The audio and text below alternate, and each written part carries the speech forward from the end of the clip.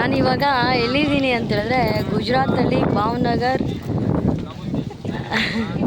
ಅಲ್ಲಿರೋ ನಿಷ್ಕಲಂಕ್ ಮಹಾದೇವನ ದೇವಸ್ಥಾನದಲ್ಲಿದ್ದೀನಿ. ಇದು ಬಂದು ಸಮುದ್ರದ ಮಧ್ಯದಲ್ಲಿದೆ. ಇದಕ್ಕಿಂತ ಮುಂಚೆ ನೀರಿರೋವಾಗ ಹೇಗಿತ್ತು ಅಂತ ಹೇಳ್ಬಿಟ್ಟು ವಿಡಿಯೋ ಮಾಡಿದ್ದೀನಿ, ಅದನ್ನು ಹಾಕ್ತೀನಿ. ನೀರು ಎಲ್ಲ ಒಳಗಡೆ ತಗೊಂಡ್ಮೇಲೆ ದೇವಸ್ಥಾನ ಕಾಣಿಸೋದು. ಇದಕ್ಕೂ ಮುಂಚೆ ಬರೀ ಫ್ಲಾಗ್ ಮಾತ್ರ ಕಾಣಿಸುತ್ತೆ.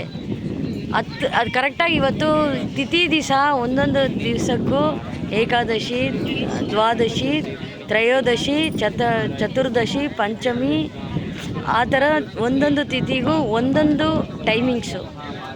ಇದೇ ಟೈಮಿಂಗ್ಸ್ ಅಂತ ಫಿಕ್ಸ್ ಎಲ್ಲ ಇಲ್ಲ. ಇಷ್ಟು 10 ತಿಥಿಗೂ ಒಂದೊಂದು ದಿವಸ ಒಂದೊಂದು ಟೈಮಿಂಗ್ಸು.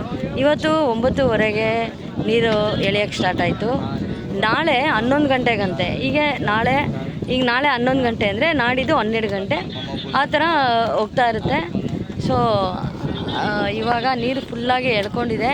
ನಾವು ಇಲ್ಲಿಂದ 1 ಕಿಲೋಮೀಟ್ರ್ ದೂರದಿಂದ ನಡ್ಕೊಂಡು ಬಂದಿದ್ದೀವಿ.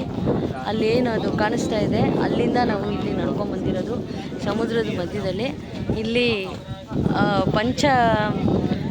ನಮ್ಮ ಪಂಚಪಾಂಡವರು ಶಿವನಿಗೋಸ್ಕರ ತಪಸ್ಸು ಮಾಡಿ ಶಿವ ಬಂದು ಒಲಿದು ಅವರ ಪಾಪನೆಲ್ಲ ತೊಳೆದು ಅವರಿಗೆ ಮೋಕ್ಷ ಸಿಕ್ಕಿದಂಥ ಜಾಗ. ಅದಕ್ಕೆ ಇದು ಹೆಸರು ನಿಷ್ಕಲಂಕ ಮಹಾದೇವ್ ಅಂತೇಳಿ.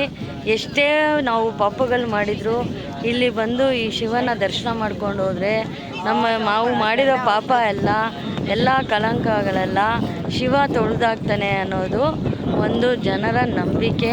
ಆವಾಗಿಂದನೂ ಬಂದಿದೆ, ಈಗಲೂ ಬಂದಿದೆ. ನಿಮ್ಮ ಹತ್ರ ನಾನು ಮಾತಾಡ್ತಾ ಇದ್ದರೆ ನನ್ನ ಬಾಡಿ ವೈಬ್ರೇಷನ್ ಆಗ್ತಾಯಿದೆ, ನನ್ನ ಕೈಲಿ ಆಗ್ತಾಯಿಲ್ಲ.